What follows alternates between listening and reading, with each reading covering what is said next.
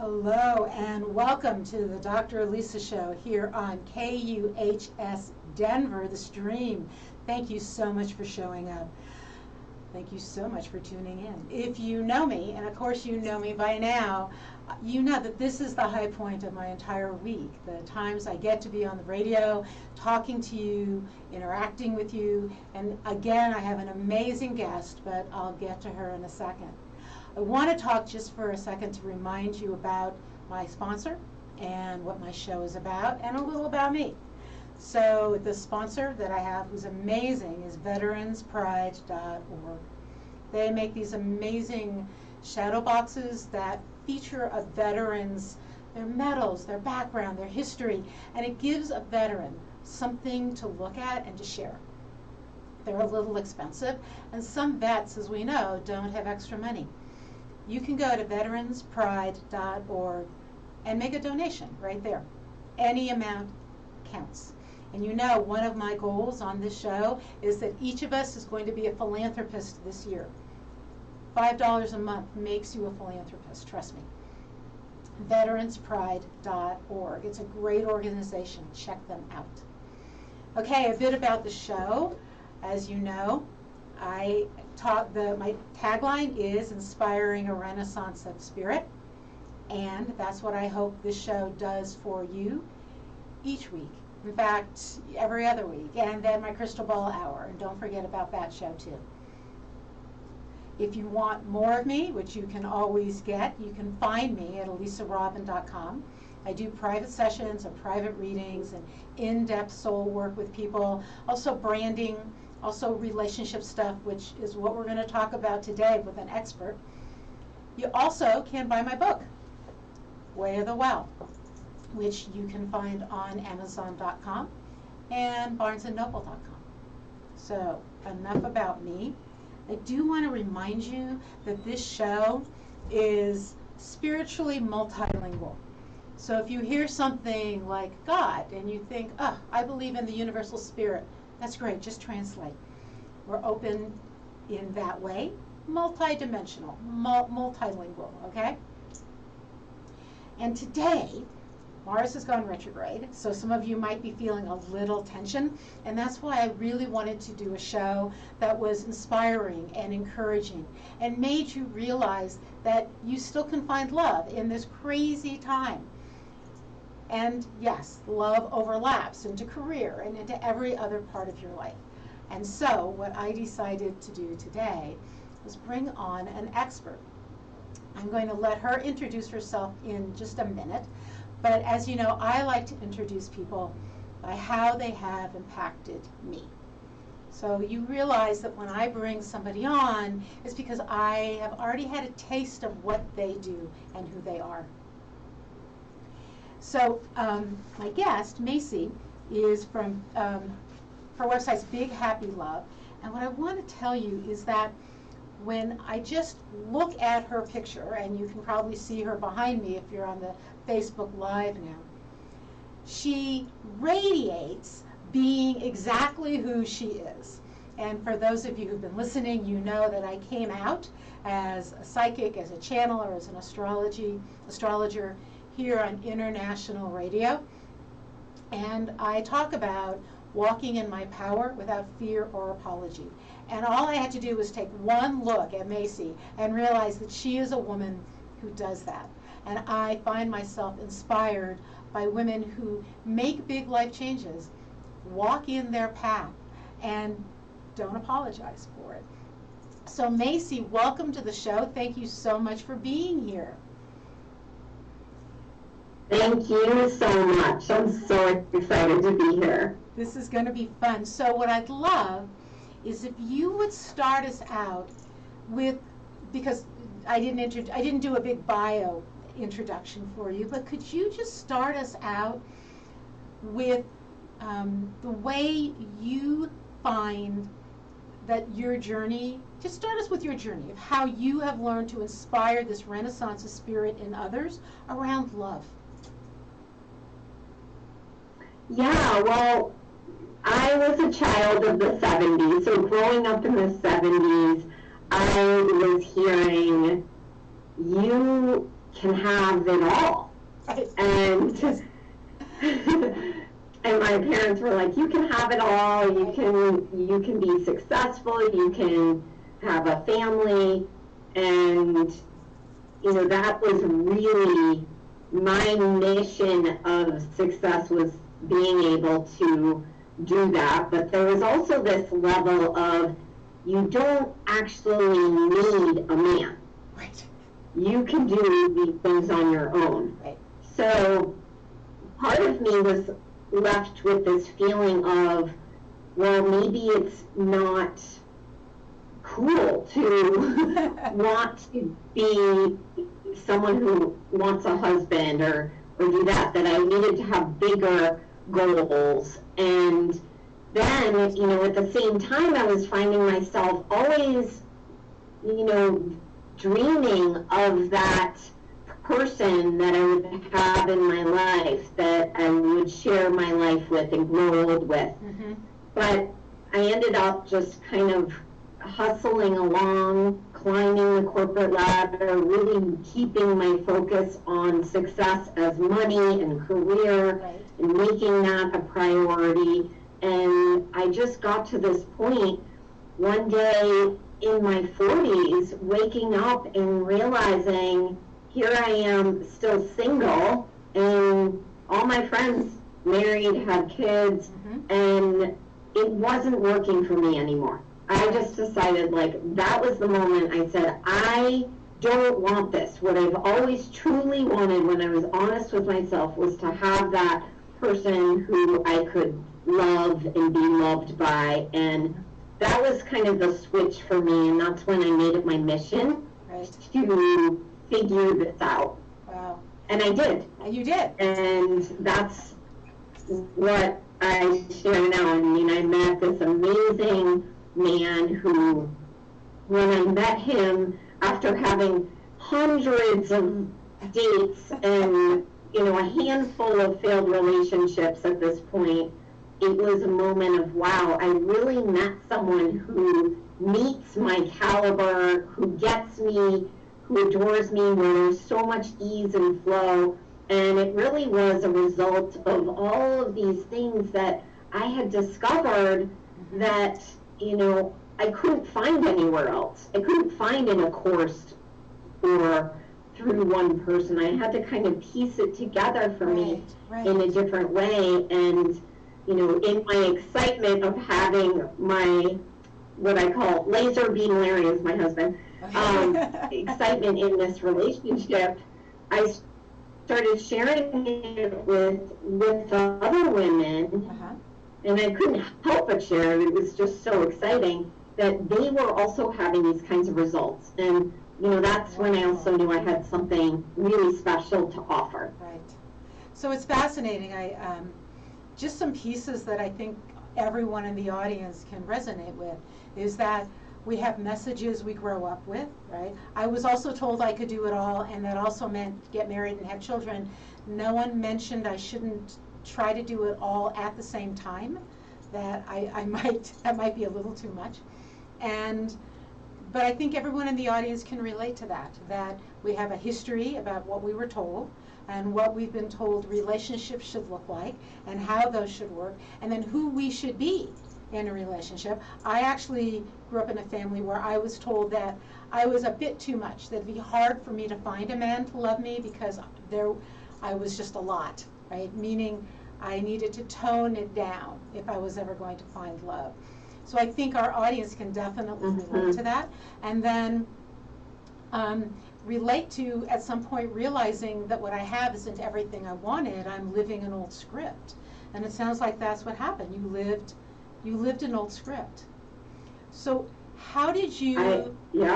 So let's talk about that. How did you go from finding the courage to live that script, you know, corporate success, to changing, and we'll get into what you do and how you do it in a minute, but how did you find the courage to make that change? From like corporate America to doing the work you do now. Well, there was always this, I mean, part of me, because I studied art and theater, and, you know, my parents were very generous in saying, you know, do what you love and follow that. But once I got to the point where I had graduated with a double major in art and performance, and then I had a master's in puppetry arts, and all of those things were so specific, and I definitely toured and performed for a while, but I got really kind of scared because the money wasn't coming in, Right. and I was really, you know, living off of the bare minimum, feeling kind of like, oh, I should be further along. Mm-hmm. And then one day I just picked up and moved and started temping, Right. and because I wanted to figure out a new way to make money, and I started, you know, climbing the corporate ladder, and I got into really great jobs eventually. I mean, there's a lot of stories in there, but where I was making over 6 figures, I had 2 houses, and so, yeah, that part was kind of addictive, but I always knew that I wanted to do something where I was serving people and being creative, and, you know, it did become kind of a trap in some ways, because you're making the money, yet you have this love to do something different, which I know so many. Okay, so Macy, can you hear me? I think we just lost your sound. Can you check? I'm here. There you go. Okay, yeah. I'm here. You know, I just have to tell everyone listening Okay. and watching that we now have 6 planets retrograde. Mars just went retrograde. So if something technological is not working right, it's not just Mercury that messes with us with that. So we just all have to sort of relax with it and understand that sometimes technology does what it does. Okay, so great story. So sometimes you're right, the money can be like velvet chains, and our heart still aches for something else. Yeah. And you were able to follow that. You were able to say, Yeah. this is what. So that's really amazing that, one, you had the courage to do it, and that, two, you figured it out. So let's talk about what helped you figure out what to do, like this secret that you discovered about finding love and living your heart's passion. Well, this is the thing. I mean, I can say that my #1 success strategy was creating a healthy, loving partnership in life. Okay. And that was totally counter to what I grew up with, and, you know, women's lib and all of these stories of like, oh, okay, just, you know, be independent and do that. And it wasn't that I wasn't independent, I was creating everything that I did, but when you have a partner by your side cheering you on and you have a shared life, it is easier. Yes. And I was finding that, you know, as I created my relationship, that's one process, but to actually go from corporate to entrepreneur, yes, was a huge leap, and the way that actually helped in doing that. I mean, there was a clear, distinct moment in my corporate career where, you know, I actually just couldn't do it anymore. I just knew too much about what I wanted to create, and I was going to do whatever it took, because that's how I found love. That's how I got all my other jobs. That's how I bought houses. That's how I created success everywhere else. Was I made that decision and did whatever it takes. I hired coaches. I got support. I invested in myself. So, you know, it really is kind of 2 feet in and saying yes to yourself, and screwing things up along the way at times, which continues to happen, and then, you know, being willing to be my biggest champion for my desires. Yes, yes.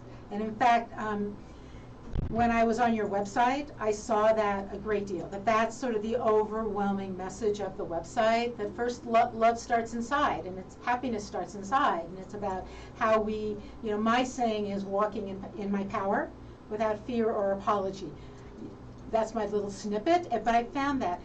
How do people find you? Before we get too far, I want to make sure, so is it bighappylove.com? Is that where they can Google Big Happy Love, right, and find you there? Right, and then you have workshops. Absolutely, Big Happy Love. Big Happy Love. You have workshops, you do one-on-one consulting, you do readings, which we'll talk about in a minute, and you actually have a free webinar tomorrow. And if somebody goes to Big Happy Love, they'll find that and they can still sign up for it. Is that correct? Absolutely. Awesome, awesome. So we have a great deal in common, having left one world for another. I talk about getting to the point where I knew I had sandpaper on my soul and I could no longer do that other thing. Changed careers the first time. And now this change happened when I realized, and actually it was funny, I realized I was done when I put purple streaks in my hair and went to work. I was an academic dean. And during COVID, the blue, I've now gone to blue, but they've washed out.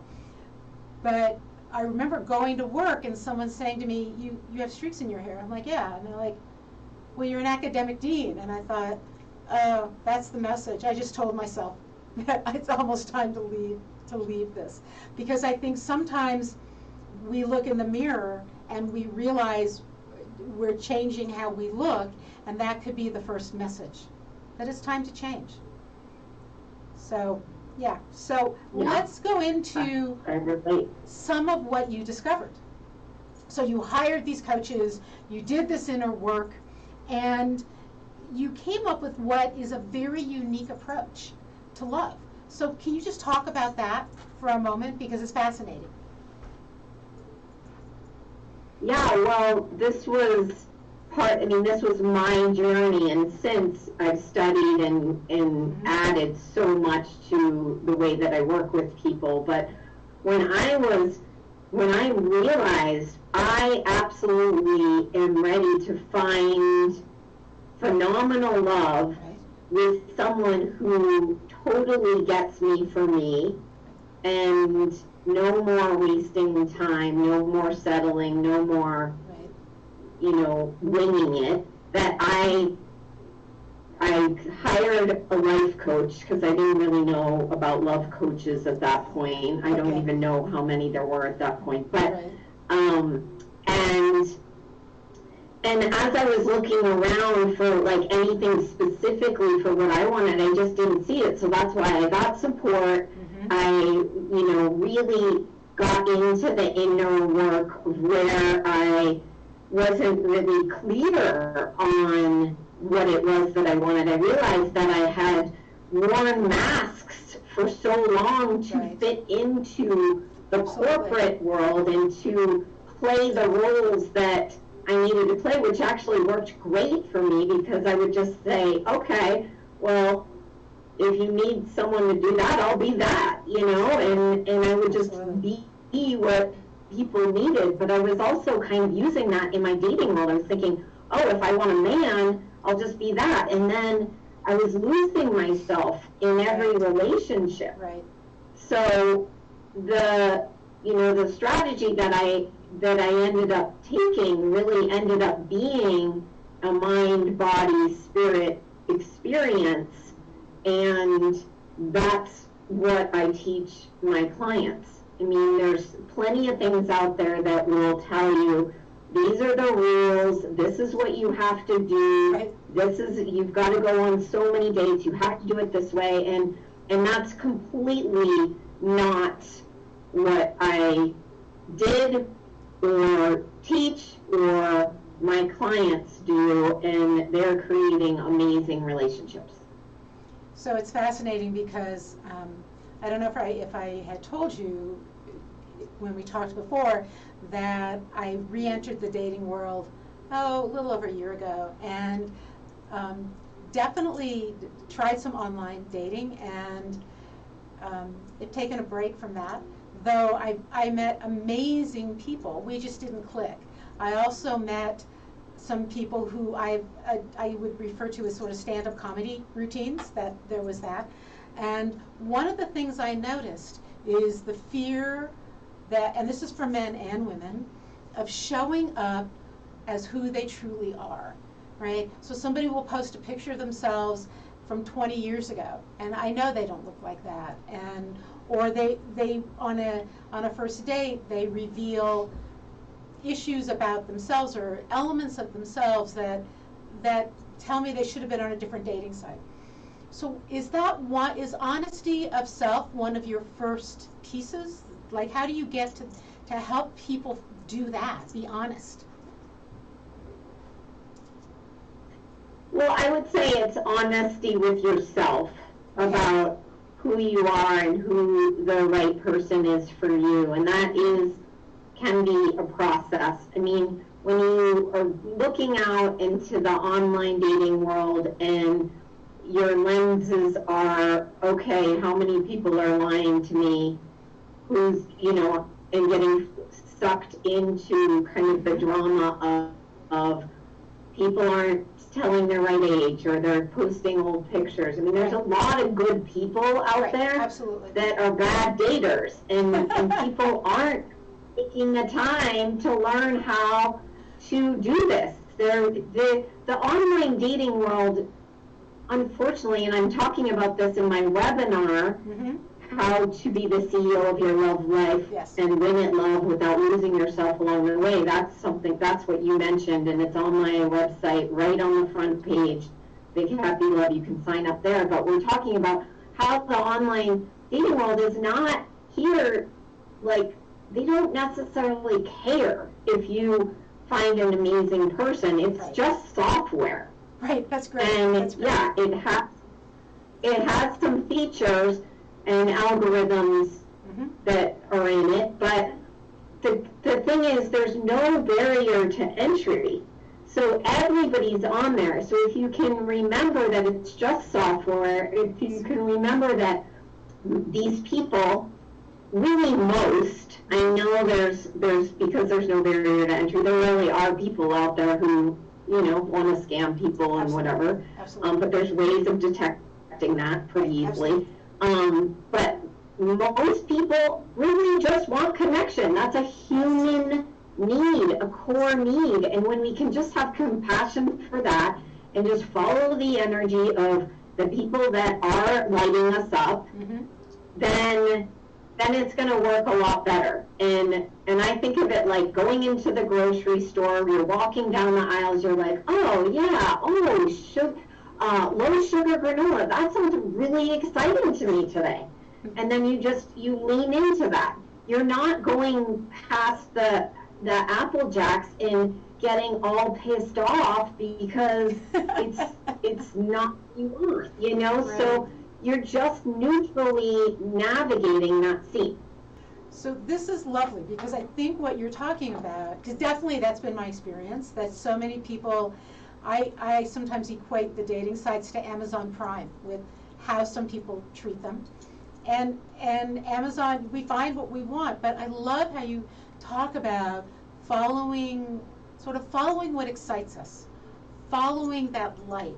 So there's like not necessarily a psychic, but a spiritual or energetic level to this, to dating for you, be it on an online dating site or just when you first meet somebody, right? So even in a first date, would you have that same kind of advice? Well, I would say the energy continues to shift, but certainly on a first date, I think it's still the similar advice. But typically, if you're online dating and you're putting yourself out there, I just invite people to just really play. Like, if you haven't done the inner work, if you haven't kind of shed those layers of, beliefs and maybe frustration or pain from the past, then unfortunately putting yourself online before you've done that pre-work is going to be like putting a limping baby bunny in front of a hungry wolf. Like, you just don't want to do that. You want to be able to go into it from a place where you're not in the wearing the lens of like protection and judgment and like fear or having to get it right and not wanting to do it wrong, and like all of that intensity doesn't help. So, you know, initially online, it's going to be a very neutral sort of shopping for groceries thing. The second level with the first date is still, you're in, okay, is this person a good match for me? And really empowering yourself in those ways. And then it just kind of develops from there.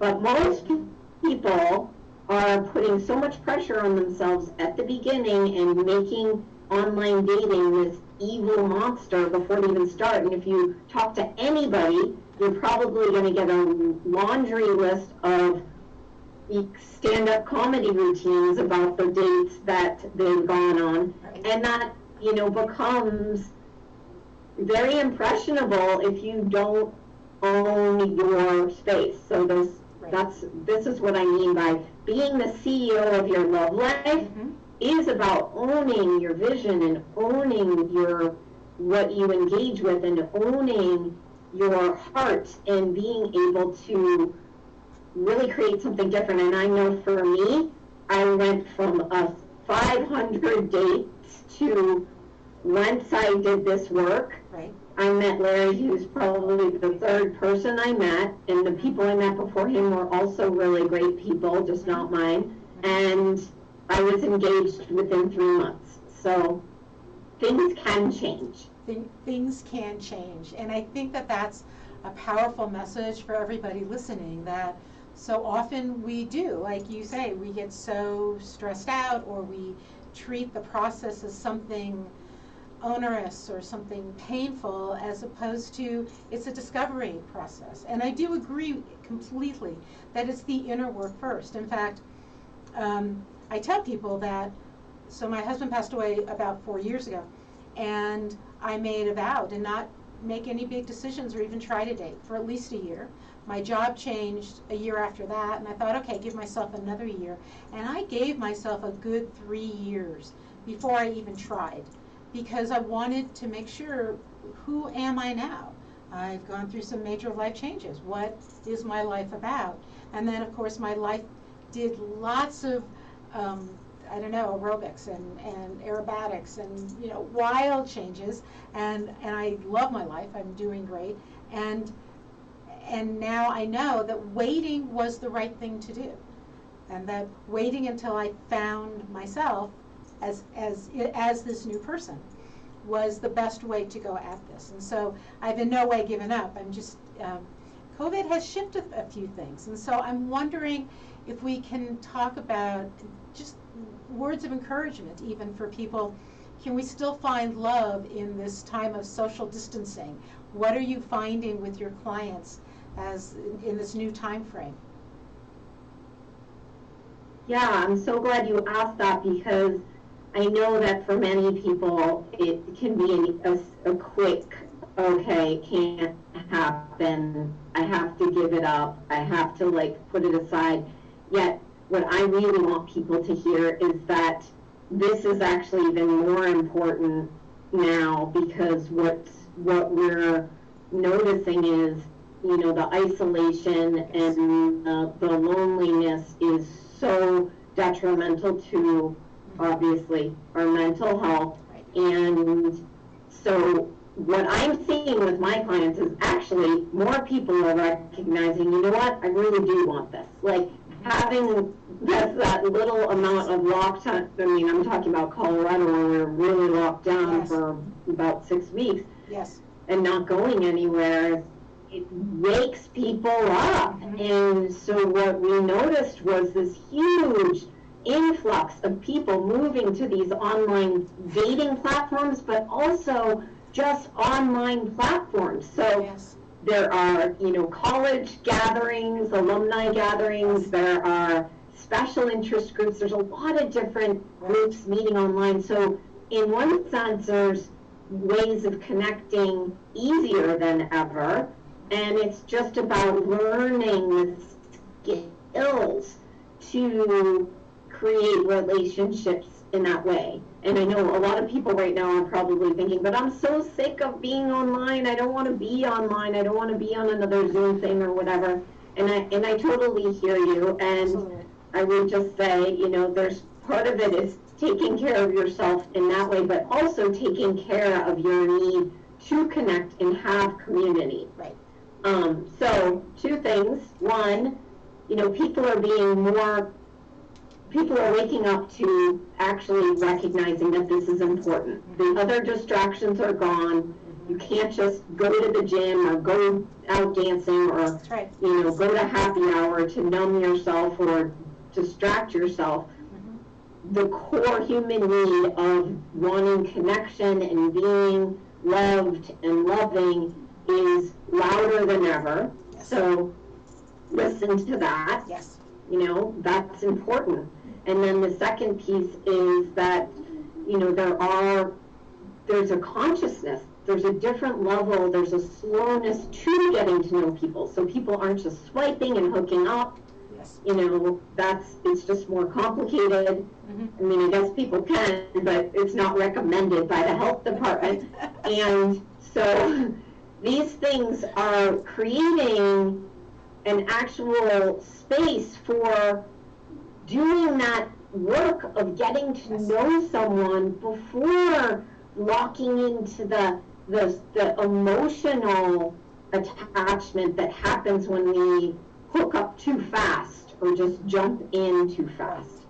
Yeah. So that part, all of those parts, I feel like people are finding themselves in better relationships than they ever thought they could have right now. It's and I'm seeing it with my client. That is so awesome, and I think also fascinating because some of the work that I do with astrology is to help people find their past life wound or their lineage wound and how that has controlled them, and that how we move to what our soul truly craves. Different language, similar to what you're talking about. Like we have to stop being run by our past to create the future that we really want. And what I'm finding during COVID is because we've been pushed inward so much and we're alone, that more people are seeking that. And it's interesting what you said, that it's this juxtaposition of using online more, and yet things are slower, more like when we wrote letters or met somebody and we didn't rush into it. So, and I've some of my clients have said, how do I even see someone? Like in Colorado during the summer, I had people do parking lot dates. So just meet in a parking lot, bring your chairs, or pop the back of your SUV, because half of us have SUVs, and be far enough apart in some sort of quiet spot or near a park, and you can meet face to face, but without the sort of long dinner or at a bar or all that other distraction on top of it. And so you actually talk more.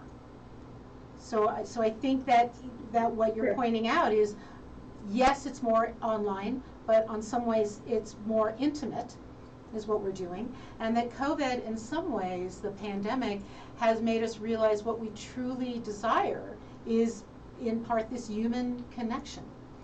Do you ever have people who are in relationship also benefit from your work? So let's say somebody's in a relationship and they find you, would a one-on-one coaching session with you help them improve a relationship? I do have a process called regenerating images in memory, which is a really powerful process for anyone who's finding themselves stuck in any way. And so I've definitely had, typically I don't work with a lot of men in my programs, but I've had men and people in relationship and, people wanting to get to that next level of success.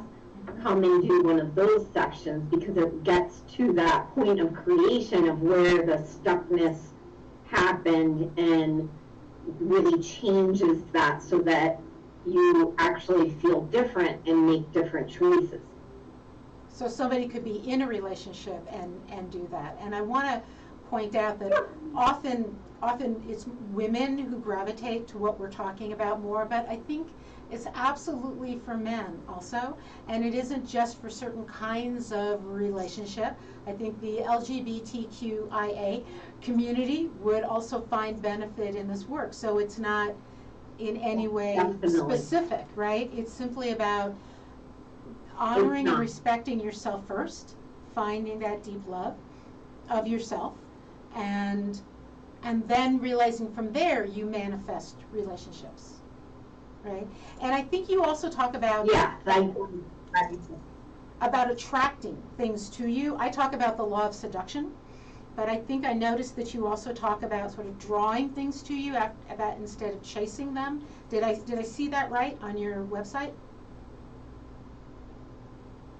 Yeah, I mean, I typically talk about how, your inner world, your point of view is creating your reality. So that is it. But I would say that it's really a dynamic thing. There is attraction, and then there's choosing things. So it's not just one or the other. But I think a lot of times people misunderstand attracting as, okay, now I don't really have to do anything or take action. Right. And when you're aligned with your truth and your inspiration, and you aren't distracted by the inner obstacles of the fear and the doubt or insecurities or pressure to, keep growing in your career, or whatever the thing is that keeps you from actually choosing your love story that's also there, then, when you have more space, then you start noticing opportunities, and then you can choose those things that end up being part of the breadcrumbs that lead you to your beloved. Yeah. That is so lovely, because I think often, as I said, I talk about the law of seduction, but the law of attraction, any of that, it isn't just sitting still and doing nothing. It is a spiritual process, which is what you're talking about. You may not use that word, but that is absolutely what you're talking about. All of that inner work, figuring that out, and then realizing that you have to be active. So I can't just sit in my house and dream about finding love, and then that's it. That's all I do. I can't just do that inner work and then do nothing else. They expect someone to come knock on my door. Well, the thing is, you're going to just naturally, when you're in the space of just aligning with all of the things that light you up, and you're living your life in love, because I say how you love your life is your love life. When you're in that space, you naturally are going to do things. That's right. So it's not even that you're thinking about it. It's not that, okay, well, now I can't just be sitting here thinking, well, if it's meant to be, it's meant to be, and it will just happen. Right. And wait, and then force myself to go online or whatever. It's just like things come into flow. Yes. And then you're naturally excited to play online or do dating site, or you're naturally inspired to be in new communities or whatever the thing is. Right. So we're following. So I love how at the beginning you talked about that the rules that sometimes we see online about how to date and how to make a good impression online, that's not what this is about. This is about becoming a deeper, a truer sense of who you are, having that sense, living that. Loving your life is your love life. I love that. And then naturally things happen. So It's funny because I've been so incredibly active, and numbers of my friends have too, hiking and biking, doing everything I love to do, and I'm so grateful to live in Colorado where I can do those things and still be socially distanced. I mean, it's wonderful.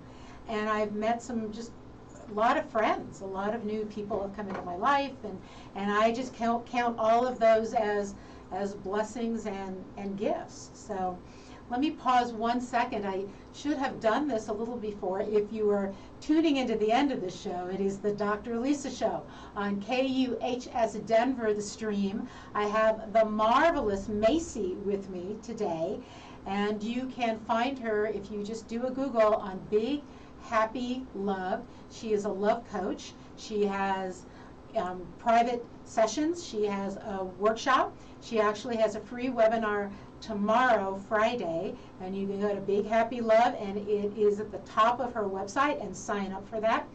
And what you're going to take away from this, I have to say, is not just how to improve your love life, but how to fall in love with yourself and live the life you've always wanted. And I think that's a fair statement.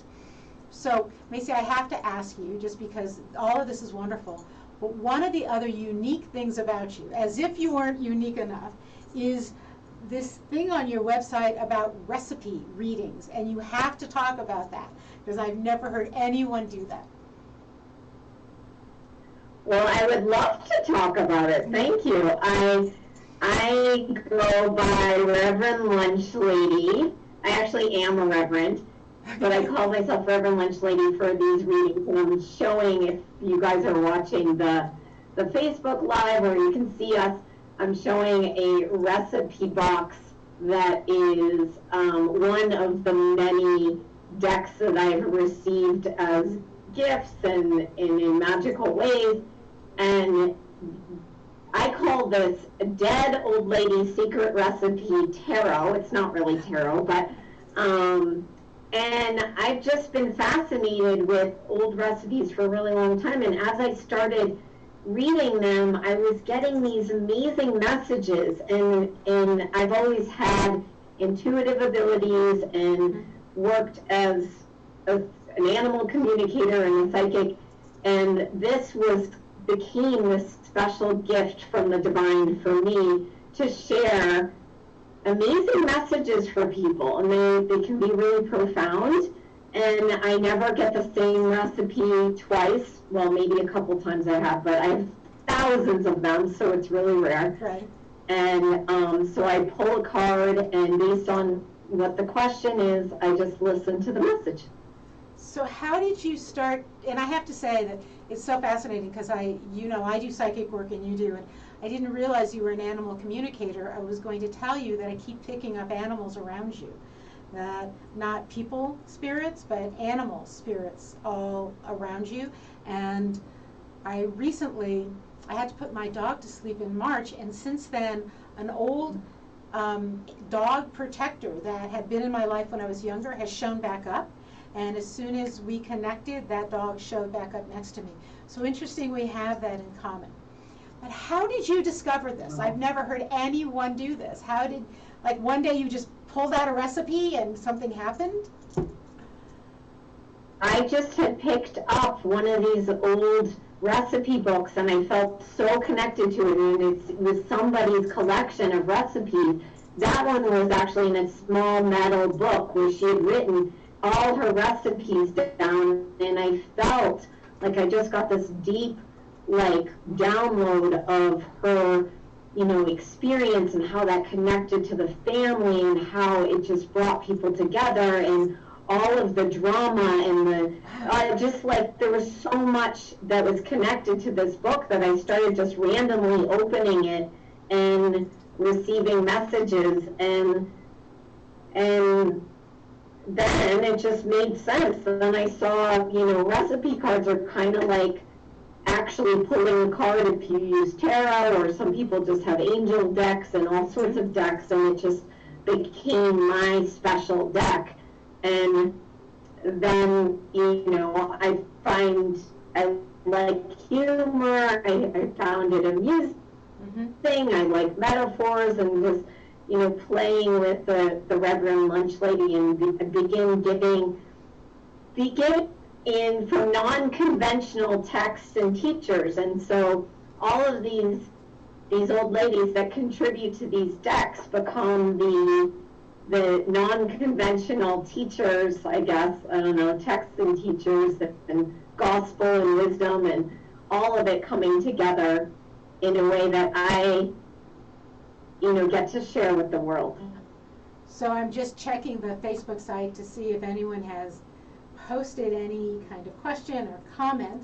And if you're listening, you can go to the Dr. Lisa Show and just post a question on my site, or you can also message me on Facebook, and just wondering if there's any questions. So this is, again, this is such a perfect fit with your personality. What you project is why, that you're drawn to things that are not the typical thing, and you make them your own, which I think is part of the message that you're giving to men and women, right, about love, is find your uniqueness, find your special place, and then let that shine.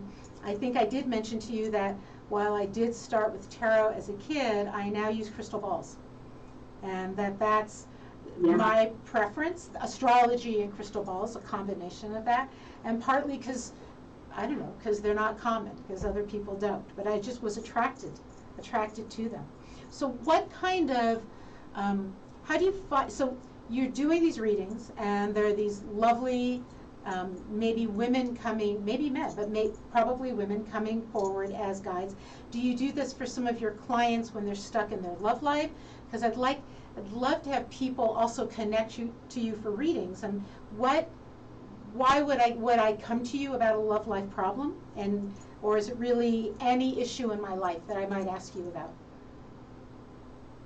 I am open to anything people want to ask, and here's the thing, all of the dead old ladies, there's a whole variety of them.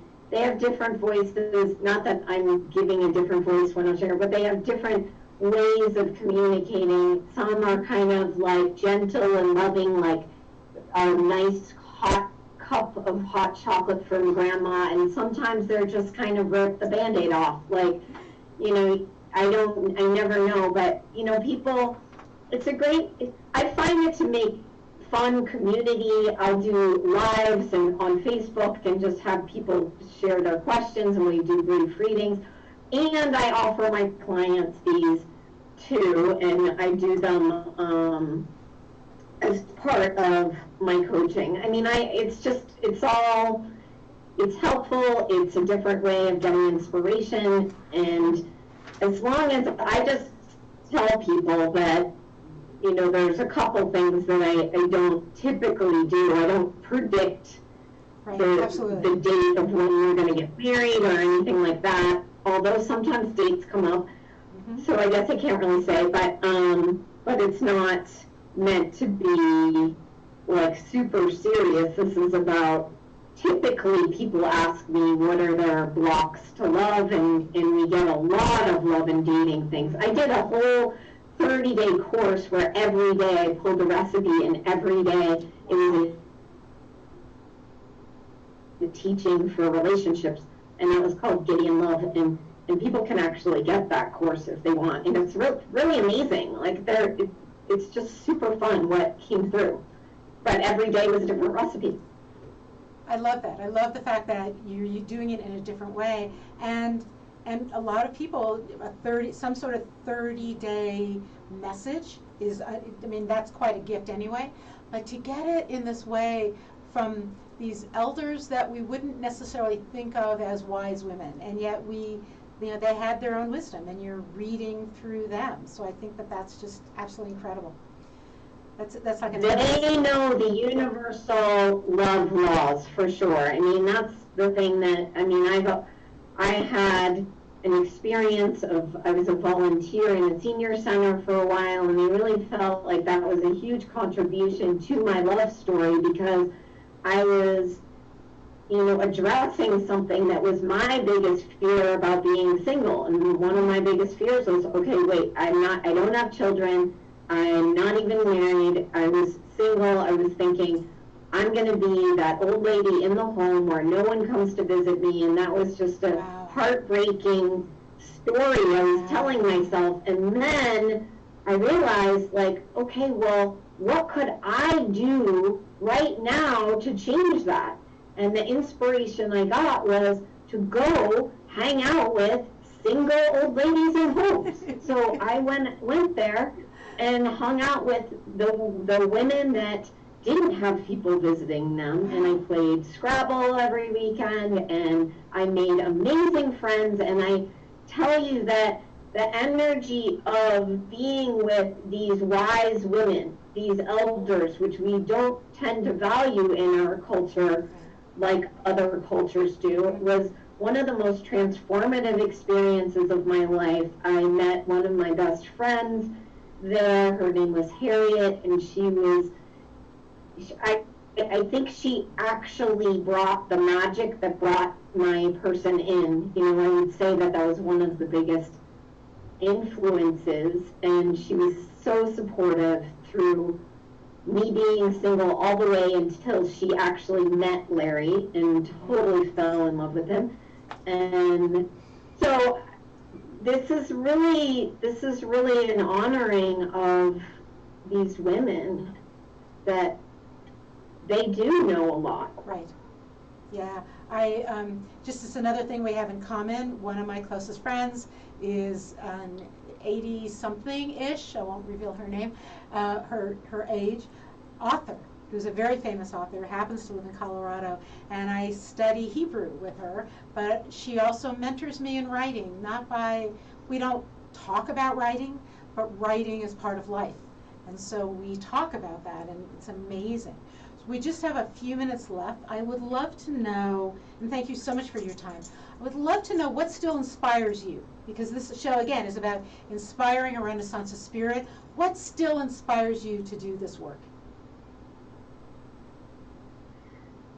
I mean, it sounds probably obvious or cliche, but my husband really inspires me. The relationship that I've created, and, you know, being in a creative, conscious, loving partnership where there are moments where, you know, we come into tension and frustration, and it's like knowing that I am able to be with someone who we can put the stuff on the table and actually listen and adapt and transform and rise above and create even greater is an amazing thing. Right. And beyond that, I would say, you know, I just really am inspired by creativity. I'm inspired by animals. I mean, I am so in love. I would say hashtag must love dogs, love coach, because absolutely.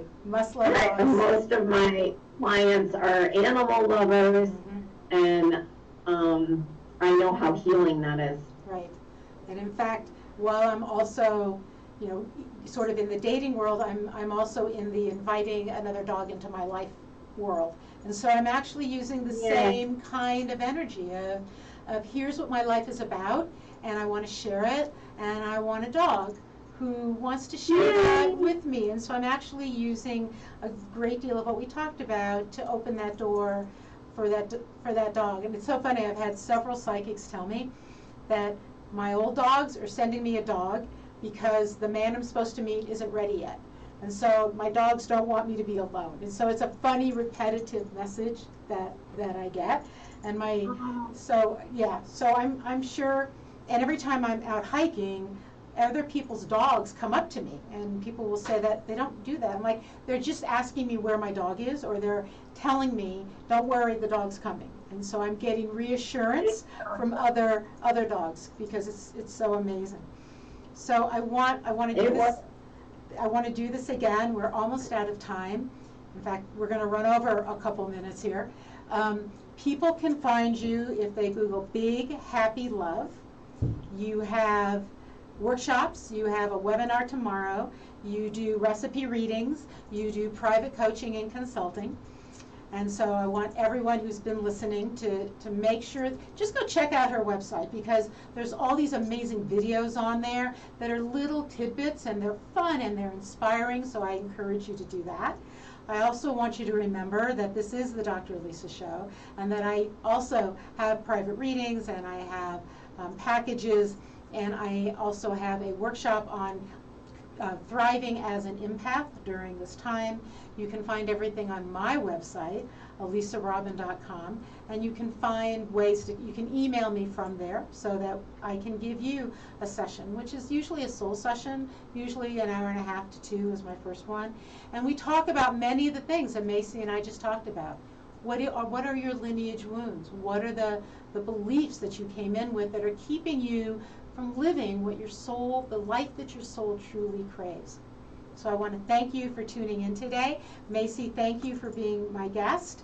And I am so sorry that we are actually out of time, because as you all know, this is something I love, the Dr. Lisa Show on KUHS Denver, the stream.